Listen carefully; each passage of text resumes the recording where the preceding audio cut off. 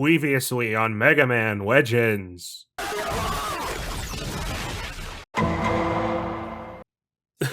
Boy, it sure is a good thing I totally focused on this video all month and didn't spend a week and a half hopelessly addicted to Persona 5 Royal, and then made a Patreon exclusive video, and then my internet died for 2 weeks, and then I rewrote a huge portion of this video after editing most of it already, because I felt like I was being overly nice for the sake of the game's fans instead of explaining how I honestly felt. That would have delayed this review for sure, huh?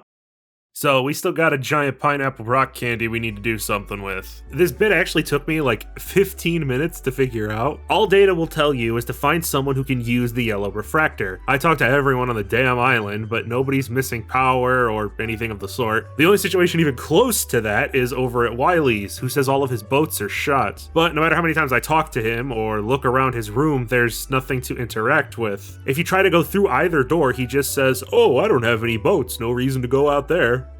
So, of course, you have to try and open the door a second time, and he'll just let you step right outside. There's a half-repaired boat, you call roll to install the refractor, and the duo shove off onto Lake Juna where the next subgate is waiting.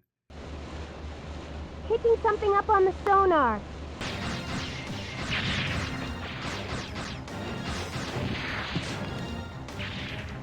Wait.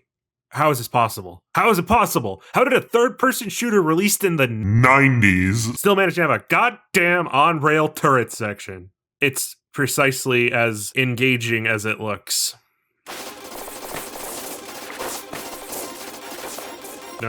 Still going.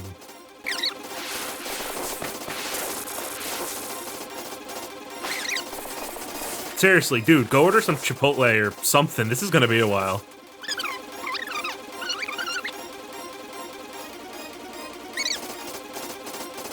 It looks like we got rid of all their little ships. Wait! I can see it on the sonar! Heads up, Mega Man!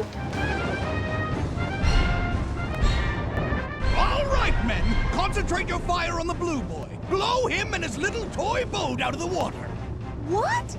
But, Diesel, if we sink his boat, won't the keys go down with it? Who cares? Once he's out of the way, we can get whatever we want from the mayor, right? All right, men, let's do it!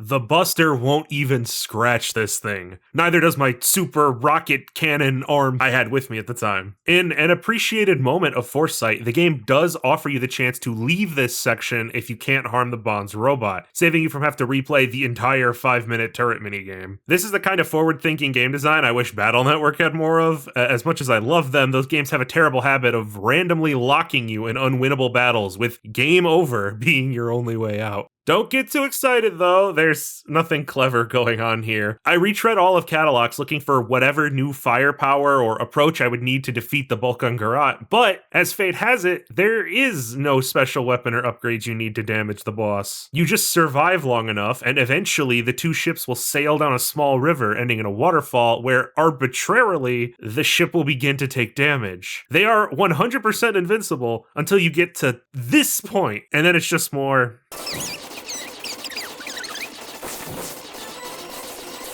It's pretty clear at this point the Bonds are not the main villains of this story. I do like the Bond family, they're fun characters, but they're far too comical and competent and... I don't understand.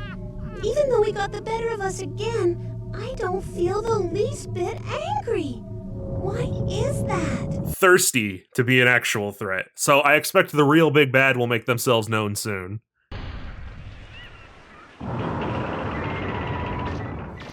Here we are at the Lake Juna subgate. It's blue, which means it automatically gets points for me, and it's gonna need those extra points. Lake Juna is a rather sudden jump in enemy strength. Reaverbots are suddenly taking 4 times more punishment, and some of them have interesting attack methods.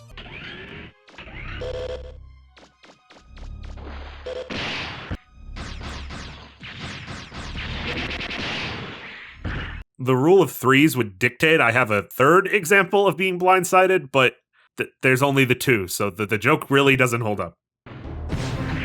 Oh, hey, boss fight. It's garbage. I know we're playing a game where super robot people fly around in wacky airships and shoot energy balls at each other, but this slide defies all laws of physics to magically glide straight over to you regardless of the distance or angle. It's like a fucking Elden Ring boss. Sometimes when he's finished sliding, he'll jump away and let out a shockwave, and sometimes he won't, and since you have to run sideways and jump to the side to avoid the slide, and you can't move the camera, you probably won't even be able to see if he's doing it or not. And even if you do, you might accidentally trigger the completely useless fucking dodge roll that Mega Man does, triggered by, guess what, pressing the jump button and sideways. I didn't even mention hitting the boss yet. The big golem's health only drops when it's hit in the head. Its tiny, very far away head. Because of the sharp upward angle and the lip on its body, it's super duper likely your bullets will just dink off of its chest, meaning you have to jump every time you want to attack consistently. I'll admit, I'm overblowing this. Once you figure out the pattern, the guy is effortless to defeat. Hell, I did it without even taking damage. But it still wasn't any fun. It's just blindly circle strafing and holding down fire, while also jumping this time. Half of my shots still miss and deflect off his body, and I had to move almost exclusively with the strafe buttons so I didn't roll into danger on accident. If you can get past this, the rest of the game is smooth sailing.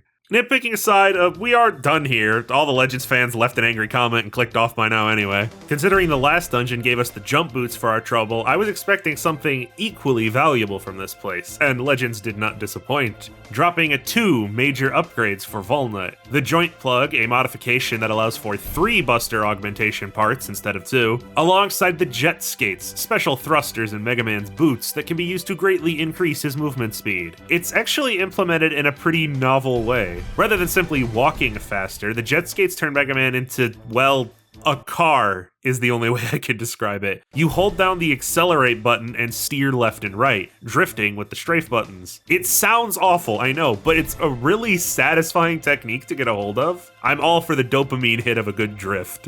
Oh yeah, we also got the red refractor to fix the flutter. Not enough to, go anywhere, but enough to float around the island, which means it's enough to get us to the final subgate in the Closer Woods. I didn't realize until this point that the Flutter is a place you can go. It's like the crew's little home. They each have their own rooms. It's nice world building. Except for this. Why do we own this? As I admire classical art, Beryl talks to us about the main gate, how it's located out near the old abandoned city in Catalox, but has no visible door, only appearing as a towering metal structure. The townspeople are unbelievably chill about this whole thing, and there isn't like constant diggers and archaeological researchers hounding the mysterious steel shaft that pierces the sky just outside the city. Imagine if there was a 50-foot tall pyramid in your backyard, nobody gave a shit.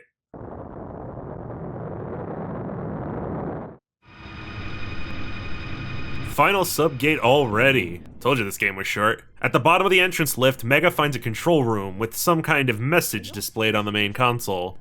Let's see. It says Operations Room 2. Emergency system activation requires direct password input from Eden or the insertion of 3 level 2 or higher prototype Anthro unit ID cards. What's a prototype Anthro unit? I was gonna summarize that, but oh, he's so adorable. The poor lad can hardly read. Well, you don't need to be an English major to understand find 3 keys, as if that's not what we were already doing. When I first got here, I was sure I was gonna end up ranting about how this place is confusing and way too big, but that was at first. There are so many doors and diverging paths in here, but it took me a while to realize most of these are just hallways that wrap around back in on themselves. So no complaints there, it's actually pretty easy to navigate. There aren't any puzzles or gimmicks or anything special at this gate either, just a lot of strong Reaver bots. This is it. Once I'm inside the main gate, we should be able to figure out why the Reaver bots activated like that. But how come I can read these ancient letters?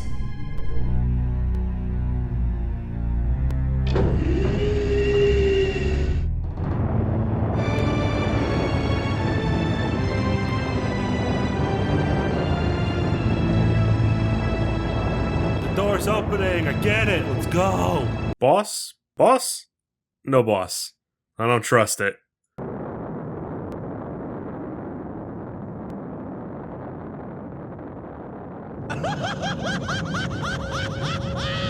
Aha! I knew it.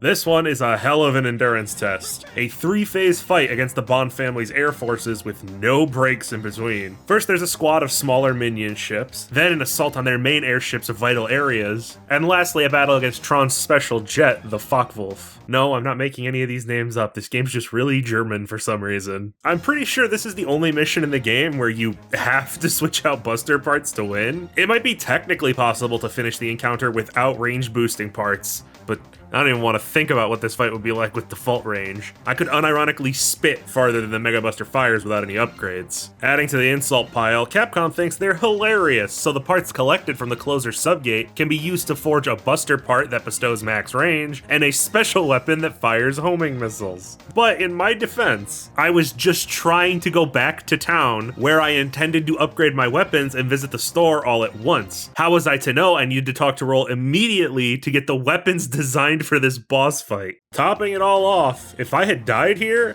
I'd have to play the whole dungeon again. Like I said, I thought I was just going back to town. I wasn't expecting a boss. I didn't die, but you know, I might have. That aside, it might shock you to hear that I wish the game did more stuff like this. Requiring different upgrades at different times, it's a neat idea that I feel could have been expanded upon. But since most buster parts are optional, I understand why the game couldn't be designed this way without a major overhaul. I'm sorry, Teasel. I lost. Don't worry your pretty little head over it, Tron. We tried our best, but sometimes your best isn't good enough. We lost fair and square. That's life.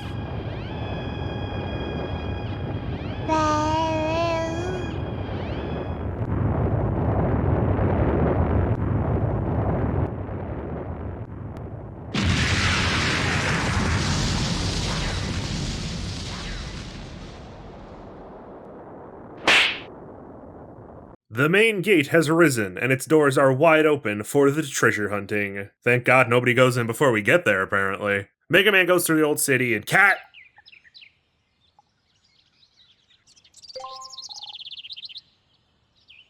Mega Man goes through the old city and finally stands at the entrance to the main gate. Descending a deep spiral, we find another ancient computer. Two options are available. Operating the central gate, which, to my sincere astonishment, doesn't do shit without 3 more keys, and unlocking the sub-cities. Whatever that means. Exploring further inside, I found an alternate path out to the old city. I checked out this warehouse and was thoughtlessly assaulted by a cutscene.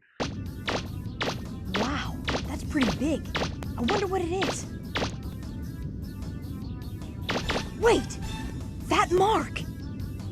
Teasel, you better not be eating that entire pizza yourself.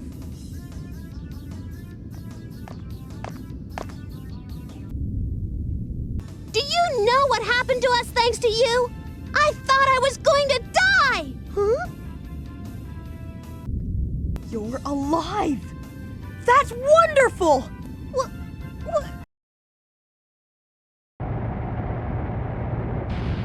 Woo! Another Bond giant robot. Only the top half takes damage. Just like the other one. Strafe left and right to avoid all of its attacks. My buster strength is maxed out, and it still took way too fucking long. This would be an okay boss if its health was cut in half. Slamming their collective butts for the 100th time sets Teasel straight for a minute, and he shows some level of respect for Mega Man, conceding for the time being.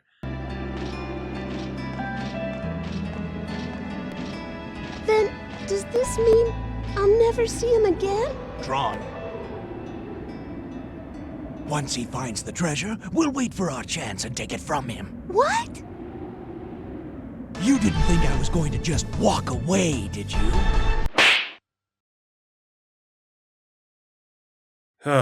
Damn distractions. At least I can go back to exploring the main gate now. This underground city must be where the prototype Anthro units live. Oh, let me walk! I just wanna walk, for fuck's sake, please. This is a sub-city, one of the places the main gate computer mentioned. An underground living quarters for species called Anthro units that used to live here, whatever those are. There's a golden building near the center of the cavern that houses one of the 3 keys for the main gate, but we have to defeat all the Reaver bots in the area to lift security and unlock it. Okay, I'm gonna be ultra careful now not to get sucked into any more video game questy crap for 5 seconds so I can go back to search some more. Collecting a junked drill from the main gate and bringing it back to Roll, she cobbles together a working drill for Mega Man's arm. As a weapon, it's... don't use it. But that's fine, because it's not for killing. I'm doing that thing again where I don't explain a major aspect of the game I'm reviewing until it's advantageous for the video structure. Throughout all of Mega Man Legends, and I mean every single dungeon, there are large discolored walls that can't be destroyed by any available means, no matter how explodey those means may be. With our new drill, though...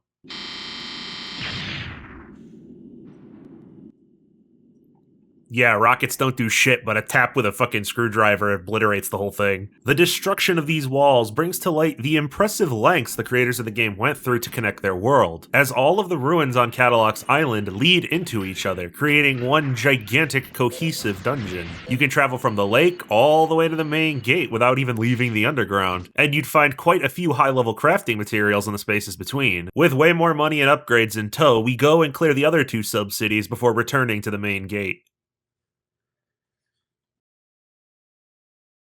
What's happening to me? This is the first time I've ever been here, but I feel like I've seen this before. Something is telling me there's danger here, that it shouldn't be opened.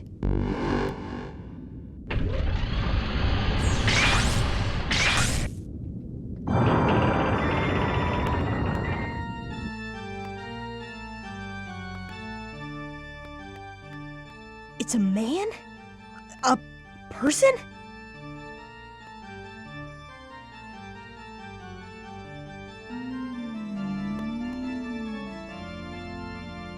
Was it you who awoke me? It is somewhat earlier than I had planned, but no matter. Thank you for awakening me. Have we met before? Oh, please forgive me. You are a purifier model, assigned to the direct command of Mother. As I recall, you are designated Mega Man Trigger. Please forgive me. I did not recognize you in your current configuration. You know me? You don't remember? Ah, I see. You have suffered memory loss, yes? Then for what purpose have you awakened me? I assume that your reason for coming here is to purge the carbons that have overpropagated during the time I was inactive. Carbons? Purge? What are you talking about? Oh boy, here I go explaining lore again. Mega Man Juno's primary purpose is to reinitialize Cadillac's Island when the number of carbons reaches a certain level. Crap, more lore words. By reinitialize, he means cull. He's gonna kill the people of the island to lower their population. Now, carbons, or decoys in Japan, are artificial humanoids and the primary residents of the Earth in the period Legends takes place. They're clearly based on humans, having flesh and blood, though they are capable of replacing their body parts with mechanical enhancements, and easily integrating electronics and weapons onto themselves. The Legend series unfortunately never reached a point where an in-universe explanation of carbons was revealed. While never confirmed, it's commonly believed that they are later explained by the Mega Man ZX games. By the time ZX comes around, in an attempt to curb the constant wars caused by inequality, humans and Reploids were beginning to merge into a single race. The robotic Reploids were given artificial lifespans, and humans were given extensive cybernetic implants. I figure it's a possibility that carbons are the eventual end result of these trends just hundreds and hundreds of years down the line. But with all that out of the way, I gotta be real here.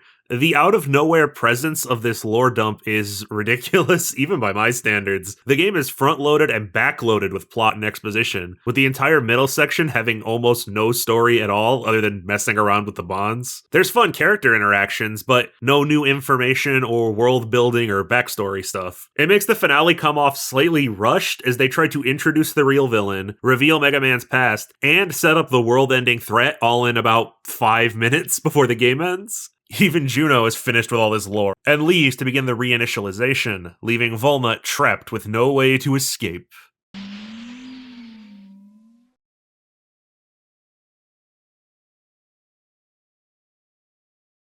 Oh, you guys are lucky you're so charming, or I'd be sick of you randomly popping up by now.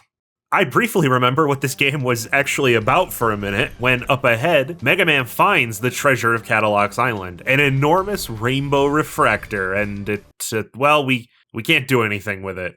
That's moderately disappointing. After one last short hallway maze, we speak with Data one more time. How did he even get down here ahead of us? It's very clear at this point that Data absolutely knows more than he's letting on, but before we can talk, he urges us to hurry on to the final room and stop Juno before he, wipes out the island.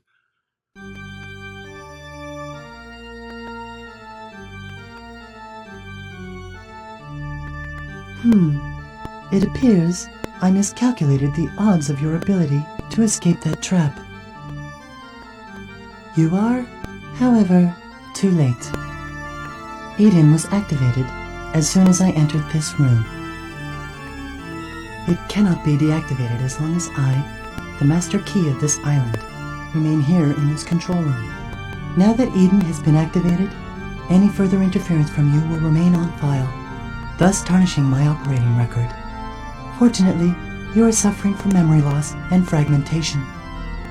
Therefore, as keeper of this island, I hereby exercise my prerogative of correctional dispensation. Prerogative? Of correctional? What? Allow me to rephrase. I will exercise my authority to terminate your program. I wish I had more to tell you about Mega Man Juno.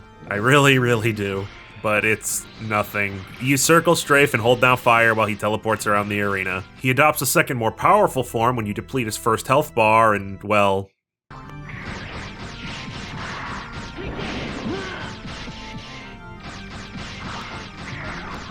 It occurs to me at this point that the reason for this bare-bones combat might be more obvious than I think. It's just Mega Man's combat, translated 1-to-1 into 3D. I know that sounds dumb and obvious, but, listen. You shoot a limited number of bullets in a straight line, and you jump. Suitable for 2D platformers, a little too simplistic for a 3D action game. Legends isn't like Mario or Zelda or Donkey Kong, which added a bunch of moves and mechanics to their core gameplay during their dimensional transition. Other than the upgrade parts, which technically already existed in the X games, and even the later classic games, there are no new options for Mega Man to choose, and hell, even the special weapons have actually been severely gimped. So it kinda has less options than most other Mega Man games. It's clear Capcom were much more focused on the presentation and exploration aspects of the game while adjusting to 3D, which is perfectly fine as I do very much enjoy those aspects. It just becomes dreadfully dull in moments when combat takes center stage.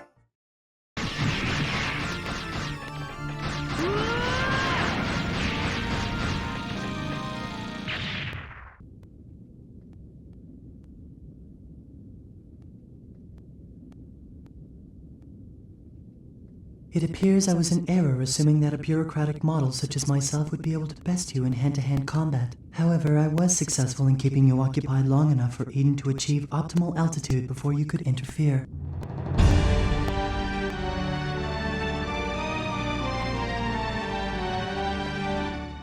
This is Mega Man Juno, bureaucratic model 3rd class, authorization number 8677, requesting a reinitialization of this island's systems and a memory backup of its bureaucratic systems. Stop! Stop it! If you wish to shoot me, please do not hesitate.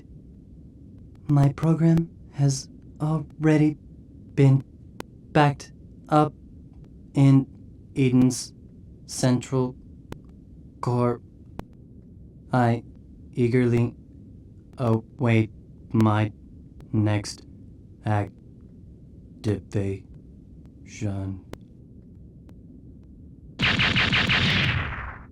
Eden systems ready, awaiting confirmation. Requested backup of bureaucratic model Mega Man Juno complete. Execution of Catalog's reinitialization program will commence in 100 seconds. What should I do?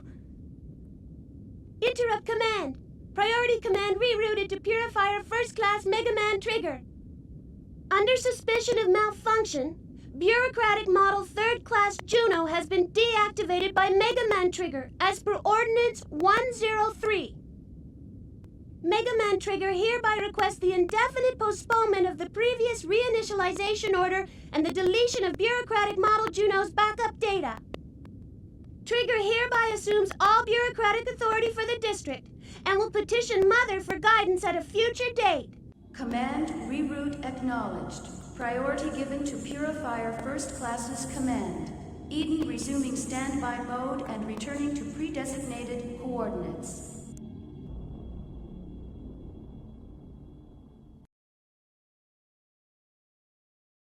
Hey there, plot monkey, you got some explaining to do. Do you know who I am? I'm your peripheral memory storage device. You originally created me so your memory couldn't be scanned by Mother too. I can't tell you anything yet, but soon I'll be able to tell you everything. Mega Man Juno is destroyed, Catalog's island has been saved from reinitialization, and our heroes hop into their repaired ship in search of new adventure. Ooh, to be continued. They were confident in this one, and rightfully so. But I'm still about to tear the game apart. Okay, regardless of its quality, this little adventure we just went on falls squarely on the short side of things, especially for an action-adventure game with RPG elements. The game only technically has 5 levels, if you don't count the tutorial, and each ruin can be completely explored in about 15 minutes. My play clock is worthless because I spent hours just sitting on the pause screen while writing script notes and such, but if I had to guess my actual clear time, it couldn't have been more than 6 hours or so. The game isn't very long, but they do try to make up for that with all the side content the game has. There are a bunch of little mini-games scattered around Catalogs you can access by going into the buildings and talking with the various townsfolk. My favorite was this increasingly punishingly difficult series of slalom races around the city you can partake in to impress the Catalogs TV station. The problem is, if you're like me and don't really care about watching a billion black fade-out, fade-in loading screens and listening to 90% pointless NPC dialogue, you're not gonna be experiencing much of that anyway because it's all optional and you won't even notice it's there otherwise. It's nice that the side quests are there, and I'm not sure what they give you outside of money and parts, but I never found myself in a situation where I felt, oh man, I need more Zenny or a new upgrade. Better look for some side quests. That's all my personal feelings though, I get that. There's even an ultimate weapon that can be crafted out of, get this, parts of the X-Buster. It's an ultimate murder beam that might just be the only sub-weapon worth using if getting it wasn't so out of the way and unnecessary for the main game. Legends does have a hard mode, unlocked by beating the story for the first time, which adds some amount of replay value. Heads up, if you don't immediately start hard mode after completing a game, it'll just disappear from the menu the next time you turn the system on, meaning I had to fight Mega Man Juno a second time just to get a crack at it. My verdict? It's your standard variable adjusting hard mode. Numbers have been fudged and pretty much nothing else. Mega Man starts with less health, takes more damage, and enemies have more health. The value of refractor crystals is also cut, and I swear the loot drop rate has been reduced as well, overall resulting in fewer purchasable upgrades unless you want to do twice the grinding. Hard mode is where I would assume doing all the side quests and unlocking the ultimate weapon are more important, but it really wasn't holding my attention, and despite my terrible schedule, I do have other videos to work on. I played about halfway through, and this more challenging difficulty really brings into focus the main aspect of the game I didn't like. Legend shines in presentation and exploration, but falls apart during most boss fights, humorously an area where other Mega Man games usually shine their brightest. The combat, bluntly, isn't engaging enough for large, lengthy encounters. It works fine in short bursts during dungeon crawls, with a variety of Reaver bots on display, but as soon as the game tosses a giant goon with a big health bar at you, it gets old fast. You can't even keep the encounters fresh by swapping around the dozen or so murder tools at your disposal because you have to go all the way back to roll to get them swapped out. So areas and enemies can't be designed to take advantage of your arsenal. Even then, all the special weapons are useless by the end game because A, your buster strength matches or eclipses them, and B, you can't move while using special weapons. Anything to elevate battles beyond pump up your buster's attack stat, then hold left and strafe until the opponent is dead. I feel like I enjoy Mega Man Legends far more as an ambitious idea and encapsulation of a bygone time for video games, more than a tangible physical final product. I've said it before, but the game is ahead of its time in terms of translation, structure, graphics, presentation, while also owing almost all of its gameplay faults to the period it was released in a weird, paradoxical sort of way. I can't find any specific numbers, but Inafune said in a later interview that the game didn't sell very well, and it was hard to convince Capcom to give them any money for further entries. This terrible Japanese box art might actually have something to do with that. Does this look like a fun new Mega Man game to you? It is a shame though. I haven't played all of Legends 2, but from the chunk of it that I have, the game did do a great job of addressing problems present in the first game, allowing you to manually aim with the right stick, thank God, and expanding more on the storytelling and world building that was only kinda hinted at in the first entry. It's interesting to imagine how the series could have kept improving if it was allowed to continue onto the PlayStation 2 as originally planned, or the 3DS. So I guess that's all I have to say. Thanks for watching, everybody. Now that I've played Legends, I get to join the bitter about Legends 3 being canceled gang. Cool. Thanks. Hey everyone, I'm not dead, and neither is my internet anymore, thankfully. Like I said in the beginning of the video, just a myriad of distractions and excuses keeping me from working on this. It took longer than I wanted, I ended up rewriting a huge chunk of it, but hey, it's out now. If you look over on the left side of the screen now, you'll see some super fucking awesome people who helped me make this garbage via Patreon. Since we have reached about 200 patrons, unfortunately, I don't really have the time to name every single one of you beautiful people out loud. It would just kind of create a 5-minute chunk at the end of the video that nobody would watch, and it would destroy me in the algorithm. But I still want to draw attention to you all because you're all really great, and I really appreciate your patience as always. I know I'm really bad at scheduling things, but you guys still stick around anyway, and that means the world to me. If you would like to help support the channel, get access to videos a day early, and access the special Mega Man Battle Network post-game reviews, the first one of which is now available, then head on over to patreon.com/CanIJohn and become a member of Team Colonel. The Cobbs thank you. Thanks again for watching, everybody. Have a great day, and I'll see you next time. Bye-bye.